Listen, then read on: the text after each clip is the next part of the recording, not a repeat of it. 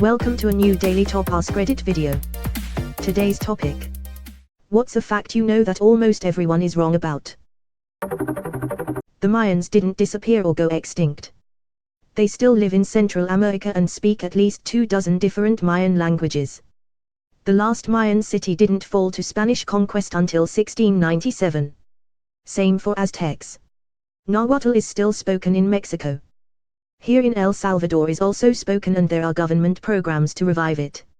I work in a school and yesterday read a textbook with kids that said, although the Mayans disappeared, there are still people who claim to be Maya, speak Mayan, and practice the Mayan religion. It's like they're too dumb to read their own writing sometimes. That's how I'm going to describe the USA from now on. Although the Americans disappeared, there are still people who claim to be American, speak American dialects, and practice the American religion.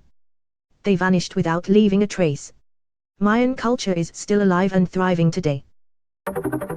Robin Williams didn't kill himself because he was depressed. He killed himself because he had Lewy body dementia, a degenerative brain disease. His autopsy showed that he had one of the worst cases ever seen. His wife has confirmed that he had about 50 symptoms, and depression was one of the least intense. His best friend, who has a name I can't possibly spell, Bobcat Goldthwait, has also confirmed it wasn't depression or substance abuse that caused him to commit suicide. The article The Terrorist in My Husband's Brain, it's a must-read. The Terrorist in My Husband's Brain. Source, for those looking. Edit, whoa, thanks for the gold. I enjoy being helpful. Lewy body dementia, LBD, is a disease associated with abnormal deposits of a protein called alpha-synuclein in the brain. These deposits, called Lewy bodies, affect chemicals in the brain whose changes, in turn, can lead to problems with thinking, movement, behavior, and mood. So it's the body literally clogging up your brain and there's nothing you can do about it. Yep, I would want to kill myself before it got very bad. A heart attack and cardiac arrest are not the same thing. Some severe heart attacks can lead to cardiac arrest, however there are many that experience heart attacks unknowingly and carry on their merry way. Edit, wow, this blew up. Thank you so much for the upvotes and thank you kind stranger for the award. Cardiac arrest means your heart actually stopped right. It means it stops beating effectively to get oxygen to your body. Asystole means it completely stops. This is really specific, but in most anatomy or biometrics textbooks the ankle joint is classified as a second-class lever with the ball of the foot labeled as the fulcrum. This is incorrect as the system rotates about the ankle joint, not the ball of the foot. Therefore it is a first-class lever, not second. This right here is the hill I will die on. It's the hill you'll die on. I often say, I'm not dying on that hill to express my apathy. I'm jealous you found your hill. Your very specific, very accurate hill. Your flight isn't delayed because the tower says so. They blame it on us, air traffic control, because if the airlines admit the blame on themselves they may have to reimburse you. Edit, it's weather 90% of the time.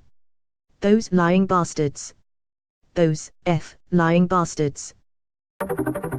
Diamonds can in fact be shattered with a hammer. There is a difference between how strong something is and how hard it is. Diamonds can't be scratched by another material.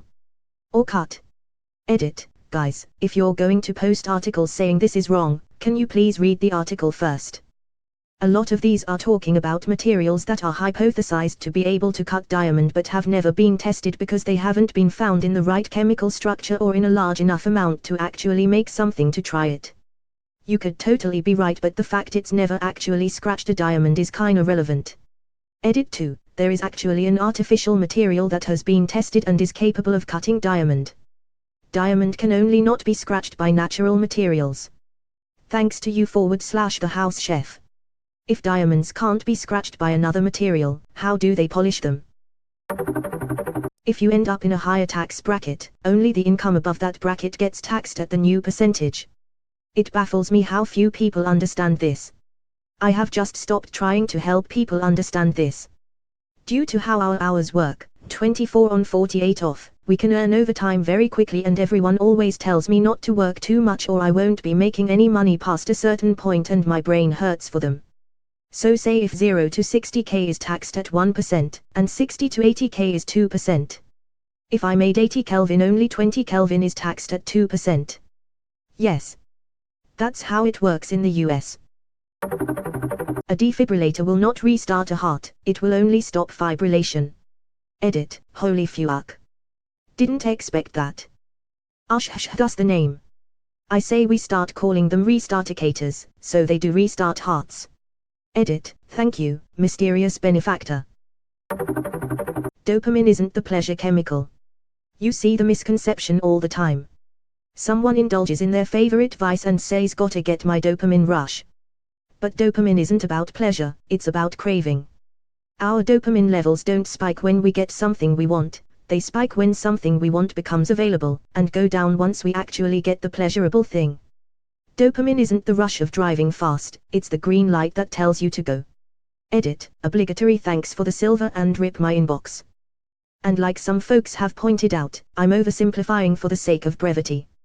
Dopamine has a lot of functions, different pathways and receptor sites, etc. But for what I'm talking about, here are some sources. Dopamine, rewards, and the brain, with a handy little infographic. Dopamine jackpot. Featuring the inimitable Bob Sapolsky. That's also why drugs that work through dopamine tend to be more addictive. The pleasure chemical is a title that fits better for serotonin, but still, it's a massive simplification to think that the brain works with a chemical for pleasure, one for reward, etc. There are multiple chemicals involved. When I was going through my coke addiction and I ran out, I'd feel like shit up until I got the text from my dealer that I could swing by to pick up. Just the knowledge that I was definitely about to score some made the withdrawal symptoms go away. MSG is a natural substance. If you say you're allergic to MSG, you're allergic to tomatoes and cabbage and all kinds of natural food. MSG is basically if people started calling salt sodium chloride to make it sound like a scary chemical, then started having allergic reactions to it. Bananas are a GMO. Yes. Furthermore, it greatly enhances flavors. It is an excellent substitute for salt, so it is actually a much healthier alternative, as its sodium content is very low compared to table salt. There are even studies that link lower caloric intake when some monosodium glutamate is used in the food. A thing to remember is that it is also often used in heavily processed foods and junk food, which are the foods that are unhealthy, not MSG. Glutamate is also very important. It is a chemical that helps nerve cells in the brain send and receive information from other cells. I have a salt blend that contains MSG and disodium guanylate and disodium iogiate. They enhance the enhancing of the MSG. Got the idea from a Redditor who called it super salt. Kind of a bitch to find though. Easier way is to use xerobolia powder, it has all three. While serving on an airfield, I remember telling a non-aviation friend that there was a plane coming in about an hour from then. He said that was impossible, because the tower is closed. I explained to him that flights come in all the time when the towers are closed. Even commercial jets are constantly landing without the tower being open. He absolutely blew up, said I didn't know what I was talking about, and that planes would crash all the time if that were the case. How could planes land without a tower? That just makes no sense. I even got my superior officer on the phone the next day to explain it and he still wouldn't believe it. I had 3 other people under me explain it to him and he still wouldn't believe it. I told him, dude, it's really simple to prove the tower hours are posted. Check the last time a flight lands for the night and I guarantee it will be after that time. He did, it was, and yet he still refused to believe me. The sad fact is, people would probably riot if they found this out, because they'd think it was horribly dangerous, but it's been standard operating procedure for decades now and no one has even noticed. It hasn't caused a single crash. Believe it or not, it's actually safer to come in after hours because of the reduced traffic. This is not something that needs fixing, it's a very logical move. But I'll bet there are even people reading this that won't believe it. Unless you work in aviation, you probably don't know any of this. And there are plenty of unnamed airfields with runway lights that you activate remotely by letting your radio at a certain frequency. Till some runway lights can be turned on using radio frequency. Private pilot here. Towers close all the time on Class C and D airports late at night. It turns into Class E or G airspace and you just enter the pattern and announce your positions like it was an unmanned airfield. It doesn't matter the size of the plane. Edit, thanks for my first gold, kind stranger. I'm honored. E for extreme. Einstein didn't fail math. Perhaps the legend is founded in the fact that the Swiss school system has a 6 as best grade, and 1 as poorest, while the German is the other way round. Source and his matriculation certificate.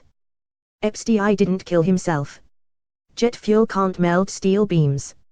He was a rebellious student, and taught himself upper-level math after becoming frustrated with his teachers. He is and always was a genius. They didn't call him Einstein for nothing.